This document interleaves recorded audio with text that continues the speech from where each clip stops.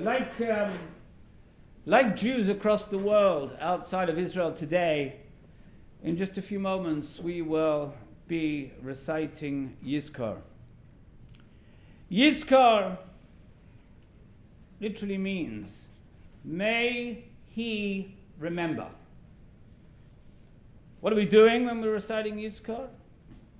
We are asking God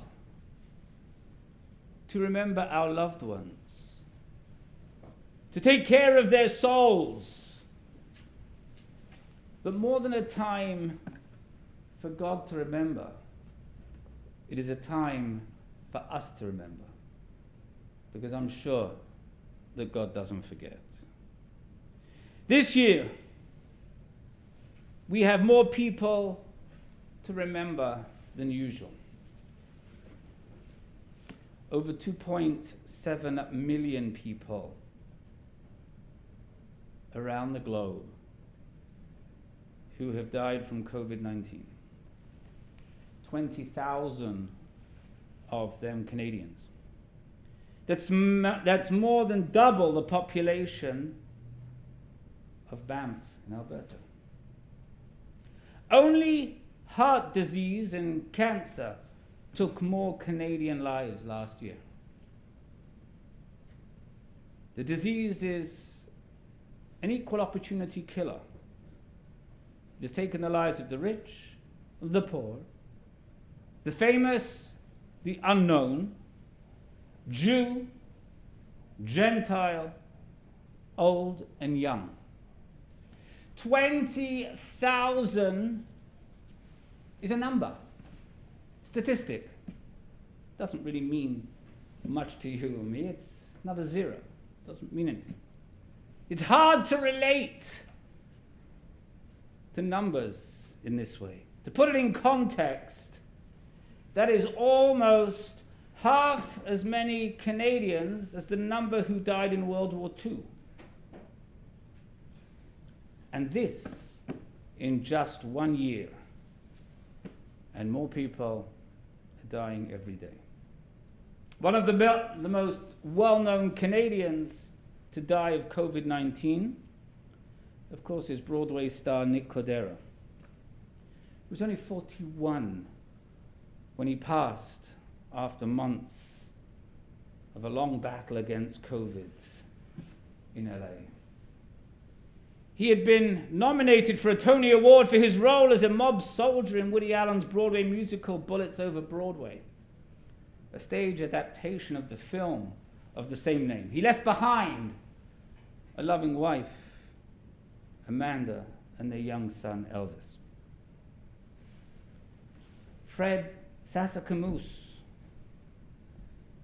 one of the first indigenous athletes to play in the NHL, and a former chief of the Atakakup Cree Nation, wasn't able to skate away the Malach HaMavet, the angel of death, when he came bearing down on him with COVID.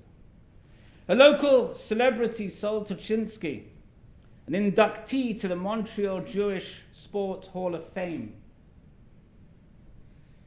He was something pretty rare, top-notch Jewish basketball player, standing 6'4". He played in the 1948 London Olympics, the youngest player on the Canadian team.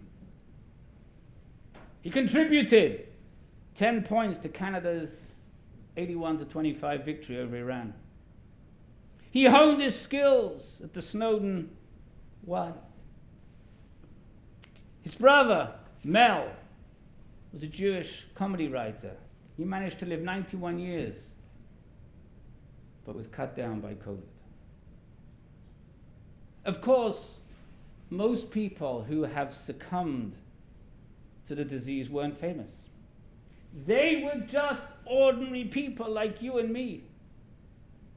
But you know what? Every ordinary person has their own unique story that deserves to be remembered. Then if you're aware, but Maclean's has started a They Were Loved group, which is described as an obituary project to commemorate thousands of coronavirus victims, as well as to mark this historic moment in Canadian history. Our goal, they write, is to pay tribute to everyone who has died of COVID-19 in Canada, every Canadian who has died of the disease abroad. First person on their alphabetical list is Jamal Ali, who died from COVID complications at the age of 45 in Toronto. He had no pre-existing conditions. His entry opens with how dedicated he was to his son. This is what it says. When an injury meant Jamal Ali's son couldn't try out for the Scarborough Blues basketball team he had previously played on, Jamal created a new team, and despite working 60-hour weeks at his consulting business, became the coach for the first time.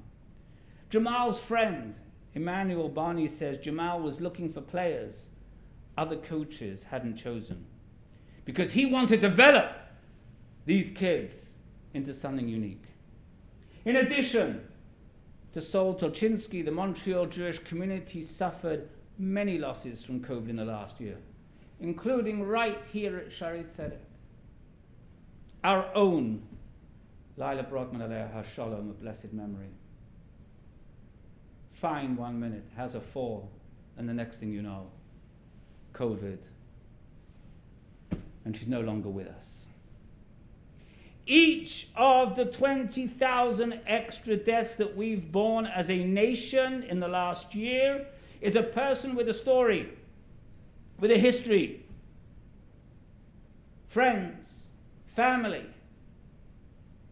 Every life cut short, whether it was someone young like Nick Cordero, whose life may have been cut in half, or someone old who was denied just a few additional years with friends and family, is a tragedy that leaves a hole in the lives of survivors.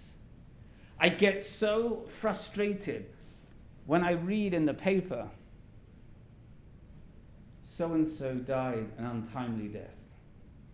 Would somebody tell me when death is ever timely? It's never timely. Not when you're 20, 30, 40, 70, 90, or 100. The Talmud tells us that whoever saves a soul is as if they saved an entire world. Whoever destroys a soul takes a life. It is as if they destroyed the entire world. Those 20,000 lives have a ripple effect that touches dozens of people for each life lost. And as we take the next few minutes to reflect, to remember our own loved ones who are no longer with us, may we also offer a special prayer for the souls of all those who were taken by COVID-19. And in their honor today, the final Kaddish in the Yizkor we will recite together in their memory.